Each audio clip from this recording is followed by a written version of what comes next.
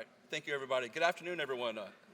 Ladies and gentlemen, and on behalf of IFS, I'd like to welcome you to this afternoon's panel, World-Class Shipbuilding and International Dialogue. My name is Matt Medley. I'm the Global Industry Director for Aerospace and Defense at IFS, and we are very proud to have had the opportunity to sponsor this session this afternoon. If you've not heard of IFS, we're a worldwide enterprise software company serving over 10,000 customers worldwide in over 50 countries, primarily in heavily regulated industries such as aerospace and defense, manufacturing, energy, and others. Our purpose-built suite of defense solutions includes enterprise resource planning, enterprise asset management, field service management, and more. To serve the needs of multiple Fortune 500 companies, many of the world's largest defense contractors, and even directly to domestic and foreign uniformed services, all with one goal, and that is to ensure successful mission when it matters the most, which is at the critical moment of service. That's IFS, but now it's my distinct honor to introduce the moderator for today's panel, Rear Admiral Tom J. Anderson, U.S. Navy, Program Executive Officer for Ships. Currently, Rear Admiral Tom Anderson serves as Program Executive Officer for Ships, where he is responsible for Navy shipbuilding of surface combatants, amphibious ships, logistics support ships, support craft, and related foreign military sales. In fiscal year 23, PEO Ships was appropriated over $13 billion in SCN for construction of Navy ships. Admiral Anderson's first flag assignment was as commander of the Naval Surface Warfare Center, leading more than 17,000 scientists, engineers, technicians, and support personnel, providing research, development, test, and evaluation for future Navy, as well as in-service engineering and logistics support for operational naval forces. He also served as the Department of Defense Executive Manager for Military Explosive Ordnance Disposal Technology and Training, with oversight responsibilities for joint military EOD systems and training. Prior to his current assignment, Admiral Anderson served as Commander of the Naval Regional Maintenance Center and Director of the Surface Ship Maintenance and Modernization. He was responsible for managing critical ship modernization and maintenance, training, foreign military support contracts, and inactivation programs, easy for me to say. Without any further ado, Rear Admiral Anderson. Hey, Matt, thank you very much.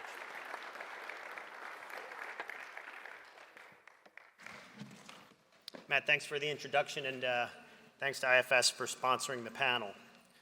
I'm going to start up here, and then I'm going to make my way to the seat because I can't see you all from my seat. Hey, Corey, how you doing? Okay, so I am really excited to be here with my colleagues from around the globe to discuss world-class shipbuilding. World-class. Does that resonate with folks? Yeah, we're excited, we want it, but I'm not always sure we know what it is. I've been on a pretty long journey with respect to the term world-class since becoming PEO Ships. It started with a simple sentence at the opening of my guiding principle statement, and it reads as follows. We are world-class acquirers of ships, and our success is critical to our Navy, our allies, and our nation's defense. While that statement resonates with the workforce, and dare I say even motivates my team, I have another guiding principle, which is to keep it factual. So in the guise of keep it factual, the question is, what is the basis for me calling us a world-class organization, right? How would we measure it? How do we quantify our world-class performance? While we perform well in comparison to other Navy acquisition programs and have evidence of standout performance within DoD, some of you may be familiar with things like the Packard Award, none of that really means that we're world-class acquirers. We then expanded our search for world-class performance to private industry. Working with academia, we identified a number of high-performing companies. Academia does not like the term world-class. They struggle with it. They like the term high-performing organizations. High-performing companies, and set out to learn what they did and how we could leverage it in our own pursuit of world-class performance. But still the question remained, how to gauge world-class performance in ship acquisition. It was at that point we set our sights on high-performing international shipbuilding organizations. The findings from those engagements have been the most insightful to date and led to relationships with those you see seated here on the stage. This panel is in part a continuation of that journey. From my perspective, when we partner with international world-class performers, it's a twofer. We get the goodness of a relationship with an expert in our business, and in line with the Secretary of the Navy's priorities, we strengthen strategic partnerships. I want to be in a position, like my friends on the operational side of the Navy, to pick up the phone and call an international partner with whom I have a pre-existing relationship when there is a need. That is not common now, but we're going to work on making it so. On this panel, we have 2 ship acquirers, 2 shipbuilders, and 1 expert in benchmarking shipbuilder performance. We're going to begin with our benchmarking expert, Mr. Bloor, who will set the stage with respect to international shipbuilding performance and best practices. Mr. Damian Bloor is the Advisory Group Director for First Marine International. FMI is a leader in consulting to naval and commercial shipyards, government departments, and NGOs worldwide, with staff from the UK and USA having deep industry experience. FMI has previously been called upon by the Department of Defense to conduct extensive shipbuilding benchmark studies to help determine how the United States stands in comparison with other world-class shipbuilder performance, and identify areas where we, both government and industry, should focus our efforts to improve. Beside their extensive shipbuilding industry and government work in the USA and the UK, FMI has done consulting on cost estimating, workforce skills, ship design, production facilities, and process improvement in a wide variety of countries on the pulse of international shipbuilding. I now cede the floor to Mr. Bloor. All right, take it away. Good afternoon. The Admiral has stolen my first slide, I think, in a very kind introduction. Is there a clicker?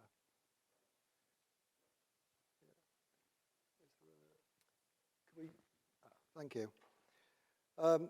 Just to clarify that First Marine International is the shipyard technology and maritime market research part of an organisation called Royal Haskonian DHV. The Admiral's explained basically what we do, but just to say that we are currently designing and constructing 8 shipyards worldwide and 7 graving docks around the globe, some of which are highly complex and in commercial and defence sectors. And as the Admiral said, we've done a lot of work benchmarking here in the US. Next slide. And the last study that we actually did was in about 2014. The outputs of that are confidential shipyard reports that show international benchmarks and comparisons, suggestions for improvement for the shipyards, but also for NAVSEA and Congress, and then some other interesting work on customer factor and those sorts of things that all will help to improve the performance of US shipbuilding. Next slide. So with international shipbuilding in mind, this is a slide of commercial output last year, just to see where shipbuilding is happening. So the map shows the distribution around the world. China, South Korea, and Japan built, in terms of work content, the lion's share of worldwide output, totaling 90% in total. In Europe, about 6% was produced, mainly driven by cruise ships, of which Italy was a major player. And notably, with twice the output of South Korea, China has now overtaken South Korea. One of the reasons for that is probably the reduction in shipbuilding capacity around the world, with only 40% less shipyards being active now than there were 10 years ago. New building prices are at an all-time high, and there is a strong focus on fuel transition in the commercial world. Next slide. Defence construction is a slightly different picture. This slide shows the forecast expenditure for the next 10 years in naval shipbuilding and associated activities. Clearly, the United States leads the way with 3 times more expenditure than either China or Russia. South Korea and Japan combined are expected to spend about 5% of the total, which is similar to the UK and India individually. The EU countries account for 11%, and there are substantial investments planned and forecast in Canada and Australia. So what's interesting about this is that as the majority of shipbuilding is indigenous, this pretty much shows where the shipbuilding activity will happen over the next 10 years. Next slide. I think this is a slide that a lot of people in the room have already seen in the past. It shows the results of our international benchmarking studies over the years, showing down the y-axis productivity in terms of man-hours per compensated gross ton, and on the bottom, technology level expressed in terms of best practice rating as determined using the FMI shipyard benchmarking system. So high productivity is at the lower end of the y-axis because less man-hours or less hours are being spent to deliver 1 unit of output in compensated gross tonnage. And as can be seen, as technology levels improve by moving from left to right on the chart, then productivity also improves. Now, in terms of productivity, leading and good commercial large yards tend to be in the green zone. Those making the most effective use of their technology tend to be at the bottom end of the green zone. So for the technology they have, they're making the most of it by spending less man-hours.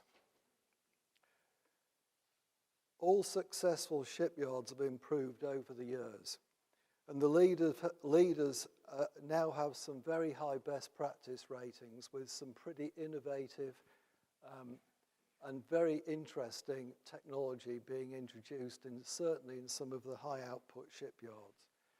That will lead to the dot at the end of the curve on the far right, which pretty much shows what the highest technology yards will be achieving. However, it's not necessary to have high technology to compete. Shipyards with lower labor cost can be competitive with lower levels of technology because obviously they can afford to spend more man-hours to achieve the same overall cost. And to put that in context, in 2016, the hourly cost of production labor in China was about 10% of the average of Western European and USA labor cost. Now, similarly, the range for complex naval builders is depicted by the red area on the chart. Note that due to significant technical differences between the vessels being produced and the ship types and throughput, commercial best practices are not always applicable to naval construction, although some very much are. But they are different, slightly different businesses. The optimum balance of technology in a naval yard in all areas, but particularly between the pre-production areas, like planning and design and those sorts of things, is different to what it is in an optimum commercial yard. So the right balance has to be struck. In essence, to be successful, shipyards need to have an appropriate technology profile for their product mix, throughput, and cost base. The vertical lines on the chart there show how the US industry has improved over the years. And so nothing stays static, everything moves forwards.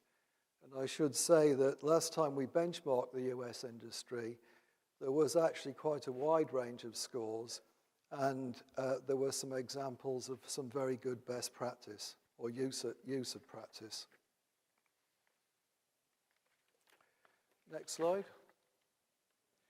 So there are many characteristics of high-performing shipyards, and when we originally put this presentation together, the list was about 2 slides long, which is rather more than we have time for here. So we just put some differentiators on the slide. These are the differentiators that we see from our benchmarking data that differentiate high-performing and lower-performing yards. Firstly, there's a limited and focused product mix. So the yards choose what they're going to do and become very good at doing that. There's excellent production engineering and design for production, which is really, really important in complex naval vessels.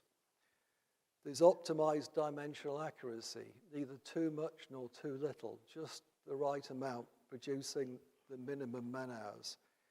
There's always rigid schedule adherence. This is absolutely vital. Without overall coordination and schedule adherence, nothing can happen at the right time and everything goes late. They are lean. There is no waste of man-hours. Every man-hour is a precious thing. And of course, they all have really good people who are committed, educated, and really understand the topic of shipbuilding. And last but not least, of course, there's continuous performance improvement. Always. Thank you. Excellent, thank you.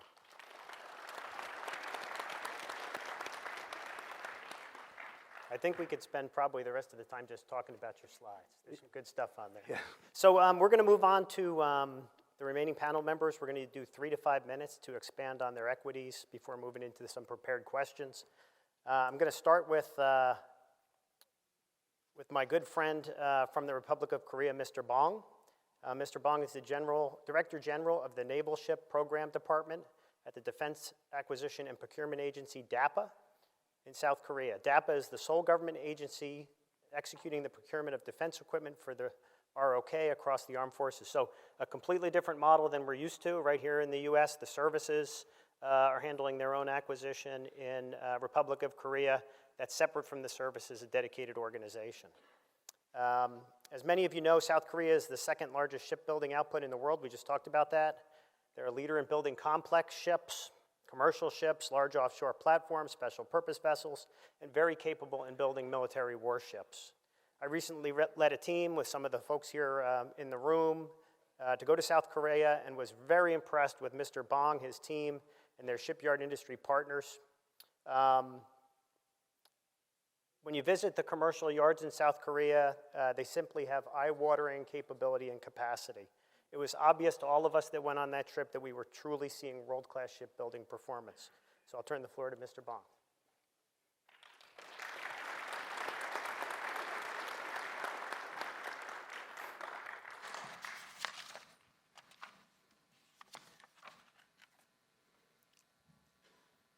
안녕하십니까. 한국의 방위사업청에서 함정사업부를 담당하고 있는 방극철입니다. 오늘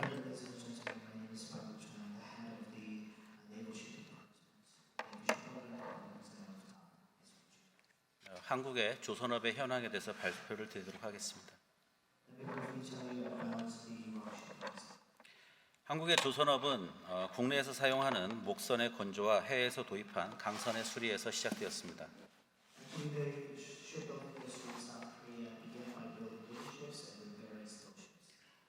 저렴한 인건비를 바탕으로 경쟁력을 쌓으면서 기술 확보에 주력하면서 1970년대부터는 컨테이너선, LNG선, 유조선은 물론 드릴십까지 다양한 배를 건조하고 있습니다.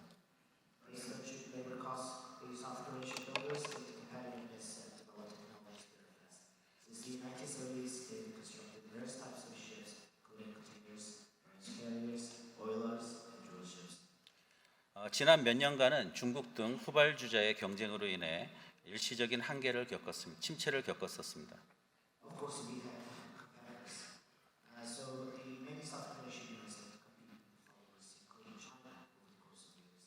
현재는 첨단화된 건조 기술과 효율적인 생산 능력을 바탕으로 한 고부가가치의 선박의 수주로 세계 시장에서의 점유율을 점차 확대해 나가고 있습니다. However, they are overcoming those challenges, and now they have kept increasing their market shares, especially in the high-value ship markets.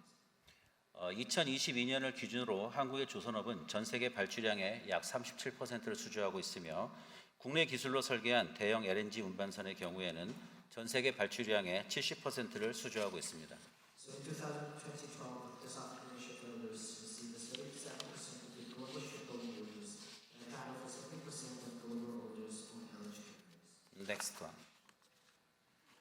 한국의 주요 조선소 현황입니다. 한국은 함정계열로 보유 기술과 시설, 인력 등의 조건에 부합하는 업체를 방산업체로 지정하고 있습니다. Actually, the next slide, as you can see, is that the South Korean government is designating many shipbuilders based on strict criteria. 각각의 조선업체는 각각의 능력에 맞게 다양한 함정의 건조에 참여하고 있습니다. And once the designation process completes, we are giving them different tasks based on their capabilities. 함정을 건조하는 저기 파워포인트가 앞으로 갈게요. Would you please move to the next slide? Okay. 다음. Next. I think this slide is next.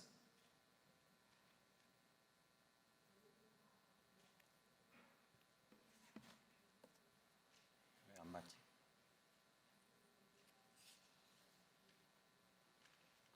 그냥 발표하자. 자료 없이. 한국의 조선업계는 대부분 그 한국의 남부에 위치하고 있습니다. And as you can see in this slide, ladies and gentlemen, we have several big and small companies designated as naval shipbuilders. Most of them are located in the southern part. 지금 자료에 그 다음 한국의 조선업계는 고속정과 같은 소형 함정에서 시작하여 최진, 이스 전탄과 대형 상륙함 등 다양한 함정의 건조 능력을 보유하고 있습니다. Actually, the South Korean shipbuilders are capable of building a variety of ships, from small ones like patrol ships to big ones such as siege destroyers or amphibious ships. 또한 한국 해군이 사용하고 있는 장비의 대부분이 미국 등의 주요 우방국들과 동일한 장비로 우리의 조선소는 각종 장비와 무기 체계를 함정에 통합하는 데 대한 폭넓은 경험도 가지고 있습니다. In addition, most of the weapons systems that the South Korean Navy using are the same as the US Navy and our allies. So the shipyards have a lot of experiences of interfacing foreign weapon systems with their own ships. That is one of the strong points that the South Korean shipbuilders have. 그리고 가장 커다란 장점은 한국의 조선업체들은 정해진 납기와 비용 내에서 성능이 입증된 함정을 한국 정부에 인도하고 있다는 것입니다. However, what I want to emphasize is that the South Korean shipbuilders can build the ships within the proposed coast and timelines despite numerous challenges. 다음, next. We move to the next slide.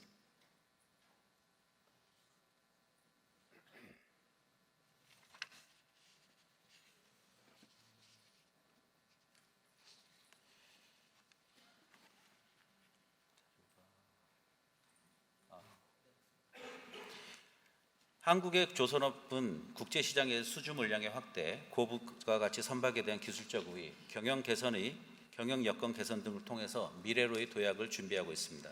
The South Korean shipbuilders are now moving forward in securing technological superiority in high-level ships, improving management systems, and having more orders and bigger ship markets. 그렇지만 상대적으로 열악한 작업 환경과 높은 노동 강도로 인한 생산 인력의 부족, 후발주자와의 기술 격차의 감소, 대소형 조선업체와 중소업체 간의 격차 심화라는 위험 요소 또한 가지고 있습니다. Of course, there are some challenges too. Poor working conditions, coupled with high intense work, understaffing, reduction of technology gap with farmers, and widening gap between big and small shipyards. 이러한 위험 요소를 해결하기 위해 미래를 위한 지속적인 인력과 기술에 대해 투자하고 중소업체와 함께하는 발전 방안에 대해서 강구하고 있습니다. To help them, we are focusing on having more experts, investing in technologies, and coming up with ways to work with small companies. 한국의 조선업은 앞으로도 계속 도전에 직면할 것입니다. Challenges will keep ahead of us. 모든 도전을 극복하여 현재 위치에 있고 또한 앞으로 계속하여 나아갈 것으로 생각합니다. Just like what we have done, however, we'll overcome it moving forward. Next.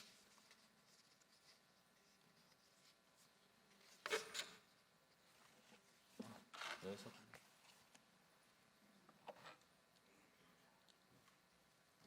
Thank you.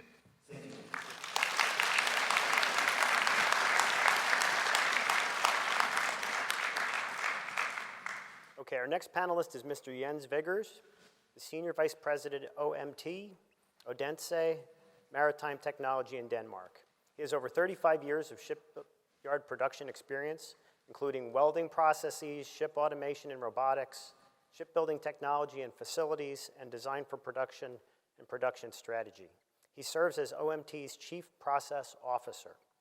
OMT is a ship design and shipyard consultancy company building on the heritage and design experience of the former Odense Steel Shipyard in Denmark. OMT was established as a spin-off from OSS following the closure of the shipyard in 2012. All technical know-how gathered at OSS was transferred to OMT. We're hoping you're going to transfer it to us. They continue to build on the substantial knowledge about development and production of ships. OMT aims to deliver globally cost-effective and environmentally sound technologies, know-how, and products for maritime purposes.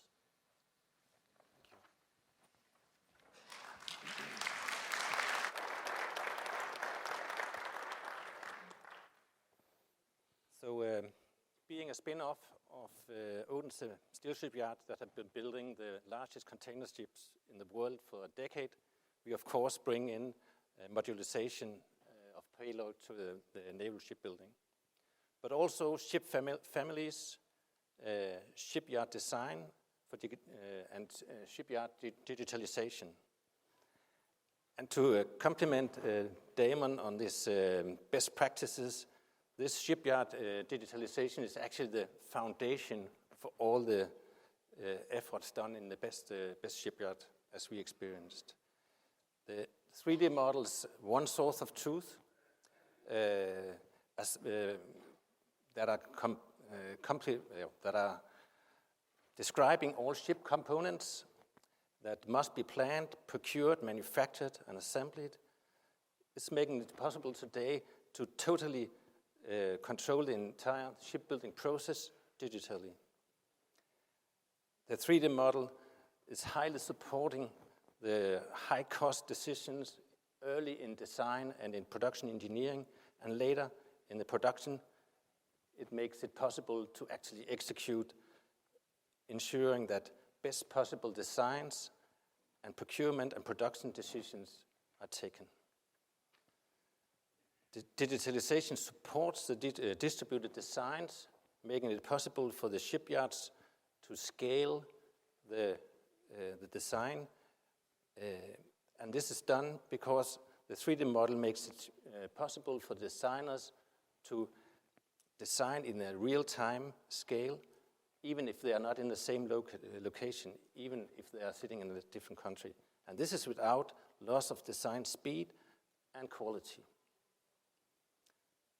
So, all in all, what we take to the table is digital design that ensures order in the shipbuilding process and deliver of high-quality ships in right time and on budget. Thank you. Awesome.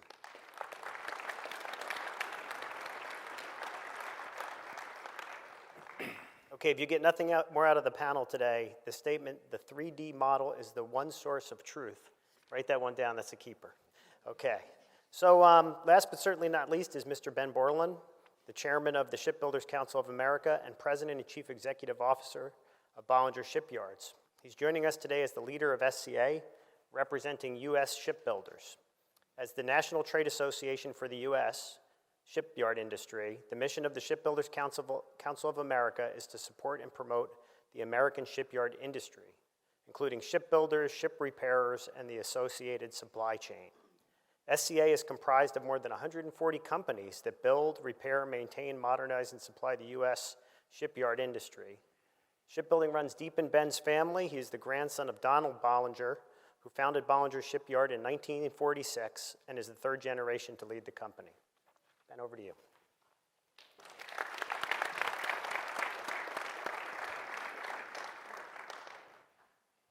Thank you, Admiral. Can y'all hear me? Might try to do that. Thanks for having me. I appreciate being here.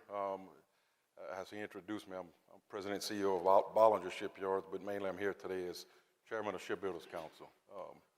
And Matt, the worst paying job in the world, being the Chairman of Shipbuilders Council. But thanks for having me. I'm here to talk to you today about, obviously, U.S. shipbuilding. What are we doing to support our government's needs, the Navy, Coast Guard, and everyone else. I'm not going to be as long, so I'm going to help you get to the questions a little later, Admiral, but I thought we'd show a few slides of what we do and what we're proud of. Up on the left, the world's first LNG-powered container ship built over at NASCO.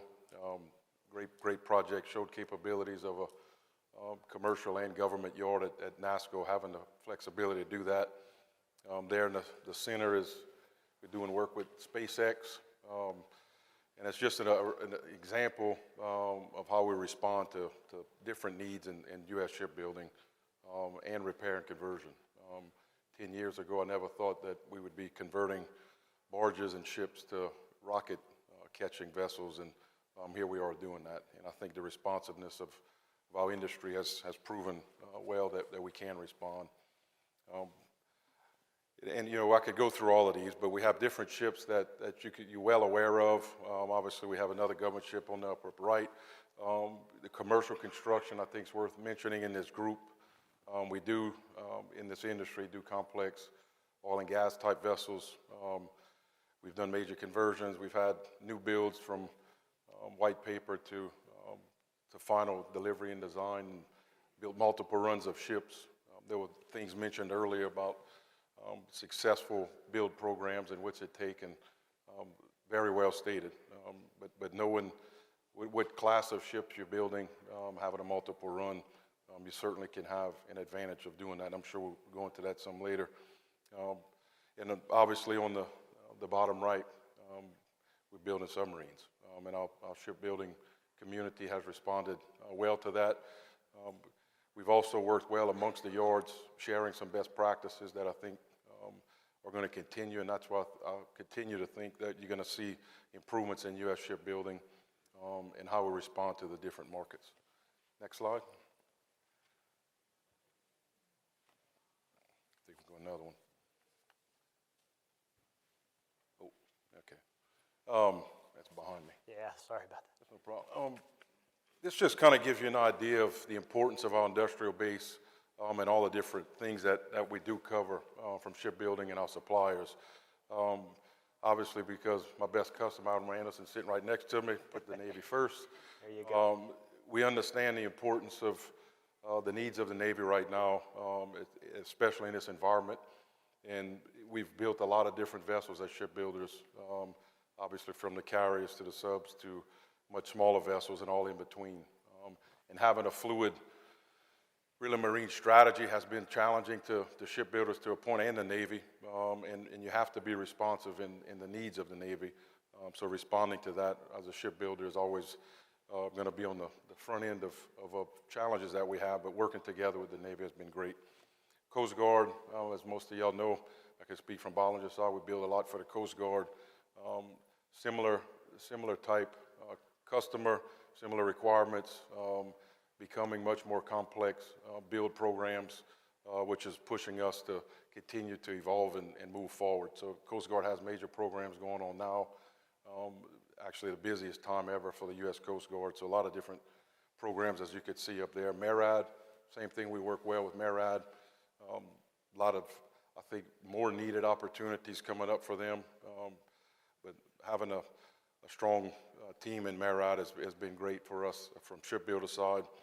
Army and Transcon, same thing.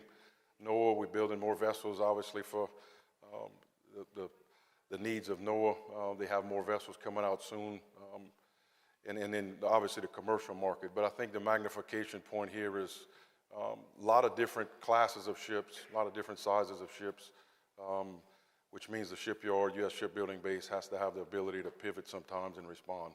Next slide. This just gives you a snapshot of shipyards around. You know, often, and I'm one of the mid-tier yards, I'm not one of the big yards. You know, you hear, oh, there's 5 shipyards or there's 7 shipyards. We have well over 120 spread out around, all with different capabilities. And it gives you a good idea geographically. It's spread pretty much all around the United States, touches a lot of different labor markets, a lot of different opportunities for us to move labor around. You have had some consolidation, as it has happened worldwide, which I do think is a positive, because then you do bring best practices into the different yards. But Shipbuilders Council represents, you know, as we mentioned, over 140 different organizations and companies around the nation, and we see that growing. We do have challenges that are presented to us, and I'm sure we'll cover some of those, Admiral. But I just want everyone to realize, you know, around the United States, shipbuilding is thriving. We're ready for the response of and the need of our customers, and I appreciate your time. Thank you. Thank you, Ben.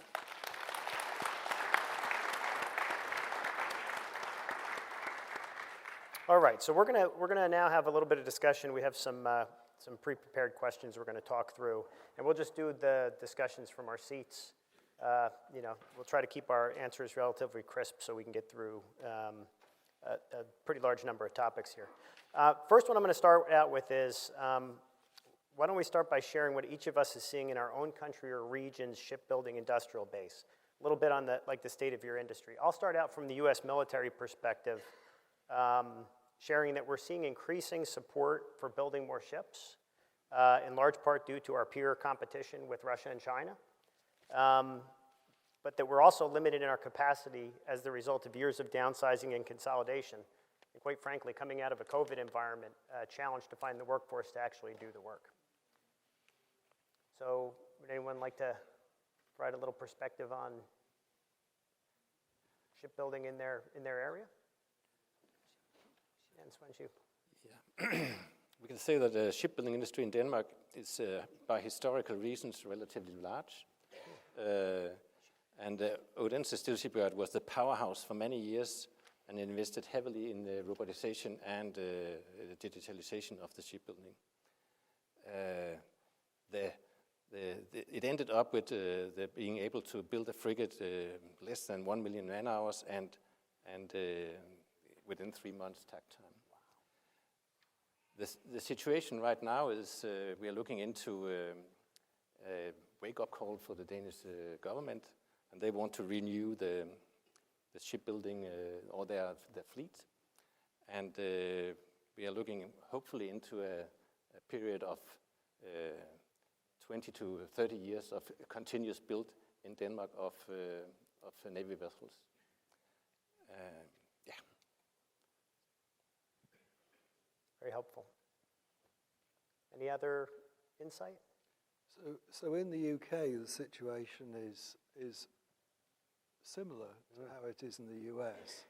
Over the last 3 or 4 years, there's been an increased interest in shipbuilding from the government. The government has produced a national shipbuilding strategy, which is the first time that this has ever been done, I think. And also set up an organization called the National Shipbuilding Office to coordinate across all government departments the actions of departments and liaise with industry for the benefit of the industry or the sector. And there's a great deal of investment being made in facilities, new processes, and training, building the workforce, and all those things. Can you comment a little bit on the workforce to actually do it? That's one of the challenges we're having, right? Yeah. We have a vision, and then we need humans to actually go out and make it happen. And that's a bit of a challenge. It is. So like here in the UK, there is a very strong heritage of naval shipbuilding on which to build. But going forwards, we obviously need to refresh that and find a new workforce, sometimes with different skills to what they have traditionally had to deal with some of the things that Jens was just talking about. You want to comment? Yeah, sure. I think you covered the market of where the Navy's at. Shipbuilding-wise, we expecting that we're going to have some, I'd say, higher activity going forward. We see the need. And to your workforce question, that's always a challenge. My grandfather, 76 years ago, would always talk about the workforce and where's it going to come from. And we continue to have those challenges. COVID had some issue on that, but frankly, I think we passed COVID. And so we're trying to figure out who's the new workforce. I think some of the issues and challenges that we've had, and you heard me speak about this, is creating stability and visibility for shipbuilders is key. For us, I think one of the big steps for us to build our new workforce is have a predictable outlook, something that we can sell to our folks about they can make a career here, not having dips in production like we have seen in years past, recent years past too. We saw the oil and gas sector fall off dramatically across the world. We lost a lot of shipbuilders globally during that time period that have created some issues. But having clear visibility with budgets, a maritime strategy of what we're going to build, and having just, again, some visibility into where we're headed is also going to help us do workforce development and infrastructure improvements. When you're looking to make long-term capital investments into facilities, typically the U.S. yards are not, there's no subsidies or anything else that's given to us. And we have to have some sustainability for us to be able to really invest. But it all gets back to the people. And then the deliverables, obviously, some of the points that were made earlier on, what ships are you building, how many, the design, all of those things are key components, lean manufacturing. But offering a work environment is what's going to help, in my opinion, get us through the demand that's there for not only the Navy, but the rest of all the government contracting. Gotcha. Mr. Bong, would you like to comment on the state of Korean industrial base?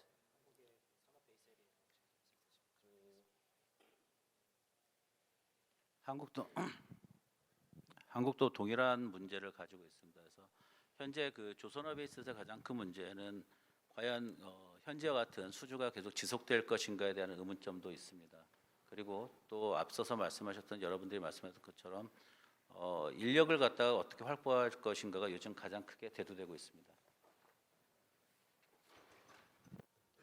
Yes, actually, South Korea is in the same situation, and one of the biggest challenges that the South Korean shipbuilders are now facing is whether the ship orders, whether they can sustain the ship orders percentage that they have right now. So, as all the panel members have already pointed out, another issue that we are also facing is the lack of shipbuilders. 이것을 조선업계에만 맡겨놓는 것은 옳지 않다고 보고 있고 계속적으로 정부에서도 이러한 문제점을 인지하고 있고 지속적으로 해결 방안을 모색할 예정입니다. And of course, the South Korean government is not doing nothing. They are taking this issue really seriously, so they are trying to find a way out to resolve this problem. Thank you. So just to follow on that line of discussion. So in the U.S., for sure in the Navy, there is not necessarily a whole of government approach to solving our problems with workforce. We tend to be stovepiped and working in our individual areas. So for our international partners, is there anything that your governments are doing to help this whole of government problem with regards to workforce? Or does everybody go alone? Or all the shipyards go by themselves? Or does the government aid in attracting the right workforce in the future?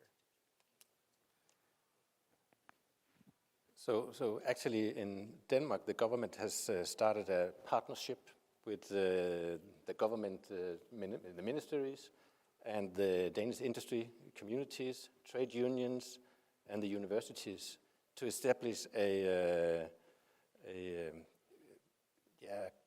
community that could support the development of the total shipbuilding supply chain that the government wants to flourish in Denmark. And this was just established this autumn 2022 for exactly getting this continuous shipyard up running. But yeah, you can say the challenge in Denmark is not to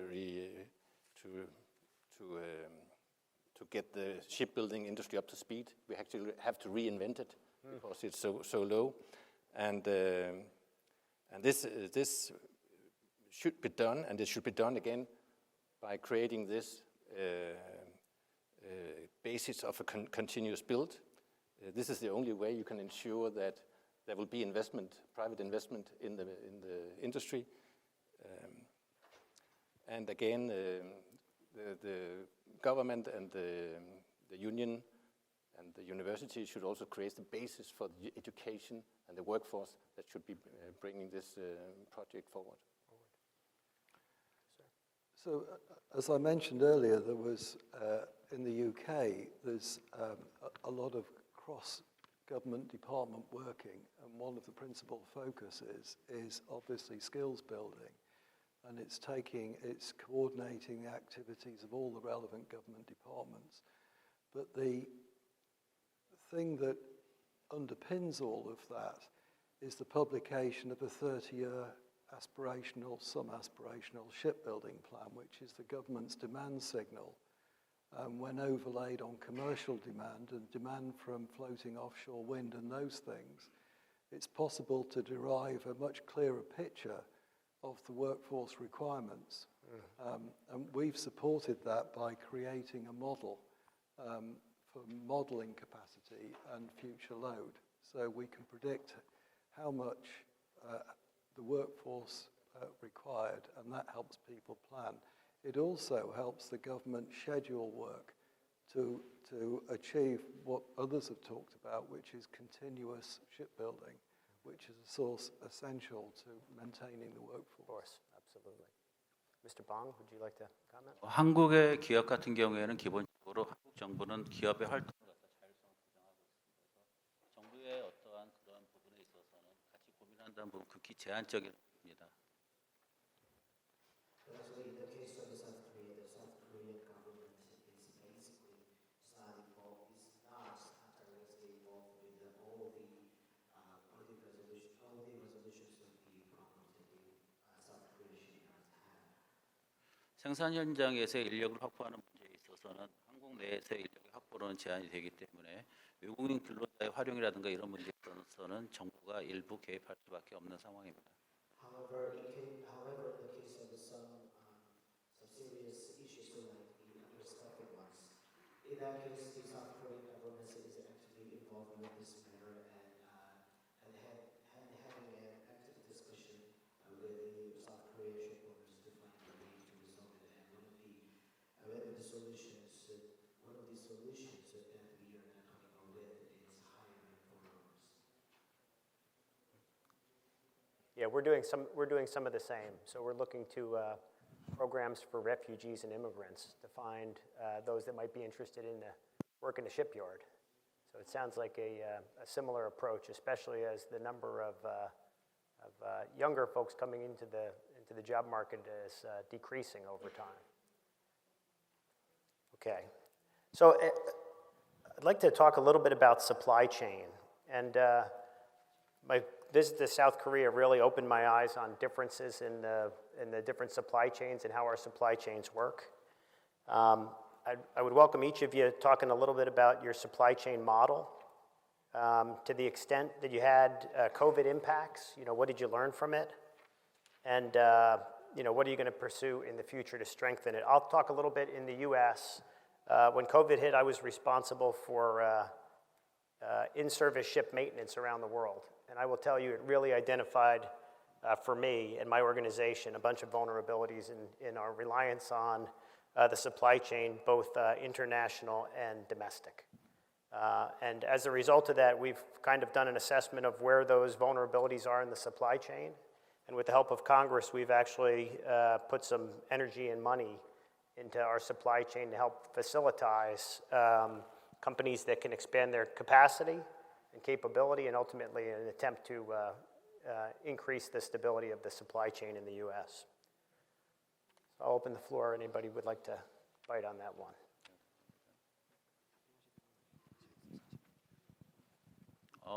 지금 이제 그 코로나라든가 우크라이나 등의 문제로 인해서 한국의 이제 이러한 그 원자재에 관한 부분들은 가격 상승, 공급망 둔화의 문제는 계속적으로 발전할 것으로 점차 안정화 추세에 지금 접어들고는 있습니다. 그렇지만은 이러한 위기는 언제든지 다시 발생할 것으로 생각하고 있습니다. Actually, South Korea is facing the supply chain issue as well. Over the last 2 to 3 years, due to the increase of the raw material prices or global supply chain shock, we are really having a difficult time. And we can also be affected by COVID-19, the Russian-Ukraine war as well. The good news is that things are getting stable. We should go over.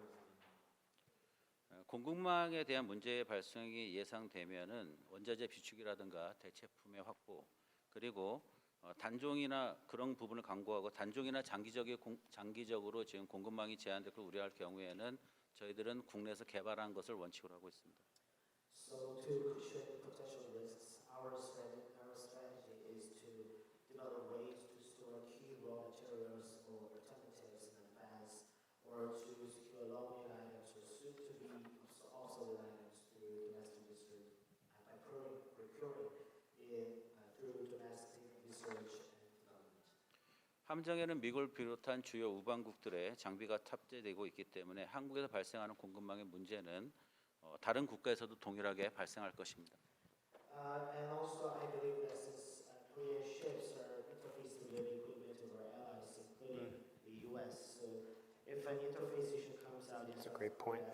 that also means that it has to do with supply. If that issue has to do with the supplies, and this issue is not just specific to South Korea, but 오늘과 같은 기회를 토대로 해서 서로 간의 그 공급망의 문제의 해결 방안을 공유하고 보다 발전시킨다면은 문제 해결에 한 걸음 더 다가설 수 있을 것으로 생각합니다. So I think that if we can share and discuss how to minimize supply shock through this opportunity, I'm confident that we can manage this common issue. Very good. Jens, your model is a bit unique. Do you want to share your supply chain? Of course. That'd be wonderful. So even though the Danish shipbuilding industry is almost closed down, the suppliers is actually still there. And during COVID and also the later occurrence in Suez closure and also the war in Ukraine, they have naturally been very challenged. And the companies there now, we are seeing consolidating their supply chains, and the tendency is not they are moving things back to Denmark, but they are spreading the engagement to more regions. So it's less in China, more in Europe, more in India and ASEAN. So it's spreading it out instead. Yes, and you want to talk a little bit about the design work? I found that model to be very interesting. We, for sure, in the United States are challenged in becoming agile in how we do design work across multiple platforms. We kind of have this mix of I do it in my yard, or I have a third party that I work with, and hybrids of those. I found your model to be very interesting. Can you talk a little bit about? Yeah. So OSS had a vast experience in the distributed design model and also distributed production. As you can see on the screen, we actually had 4 different designs ongoing at the same time, and they were simultaneously designed in Lithuania, in Spain, and in Denmark, with a database in Denmark and 2 satellites, one in Sevilla and one in Lithuania.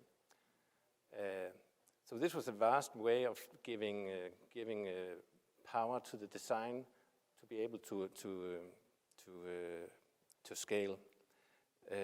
Distributed shipbuilding is not only design, we were also acquiring companies in the Baltic area that was doing both design and also steel work. Starting in 2000 with the first frigate program, we were doing only the distributed design, but later in the Ivar Huitfeldt, late 2000, we were doing both blocks and consolidating it. So actually all blocks were built in Lithuania, but consolidated in Denmark. Very good. Ben, you're doing some work in multiple yards, taking advantage of efficiencies and opportunities. Can you talk a little bit about how you're leveraging your different facilities to get after some of this? Yep. I don't think we can build stuff and ship them over here for Navy boats. So obviously we have some different restrictions, if you want to look at it that way. But to your point, Admiral, the European model, the South Korean model of utilizing different facilities to help keep schedule and focus on productivity. We're currently doing that in some of our shipyards where we're building pieces and components, doing main erections at different areas, floating them to different yards to do that. I think that's going to continue to improve and evolve, utilizing the best assets amongst the shipbuilding group, not just Bollinger, but I think externally as well, will be important. Some of the engineering challenges you talk about too, we have those here. We do have some restrictions on, from a security standpoint of who we can and can't use outside of the U.S. That creates different issues. But some of the other supply chain issues we've had that everyone's had is, deliverables and getting folks to actually come on site. It's definitely created a higher focus on long lead components and equipment that I probably would have never asked in years past. What's a critical point in an engine? It might be a bearing now, it might be a seal, because you might have some material that's mined in Ukraine that now is creating a challenge. So I think finding key vendors, working with them, understanding the need, having real schedules. They mentioned long lead items. I think that's probably going to get, in my opinion, more of a robust list on the front end. I think that'd be smart business from a procurement standpoint. And then we can get down to what else helps the supply chain. It's the same thing that helps shipyards and the workforce. If you give some visibility on multiple ships, you quickly motivate your supply chain to invest in the program. And from that matter, you have a little bit bigger stick to carry with them for a deliverable. But all in all, through all of the COVID years, it taught us some things that I think are going to be a positive for shipbuilding and manufacturing going forward. That it has shown some weaknesses, but also some efficiencies that I think we can build from. Absolutely. Okay, being mindful of the time, I'm going to draw a line here. I want to thank the panelists and the audience for your time today. Very much appreciate you being here. And I look forward to continuing our journey together in world-class shipbuilding. Thank you all. Appreciate it.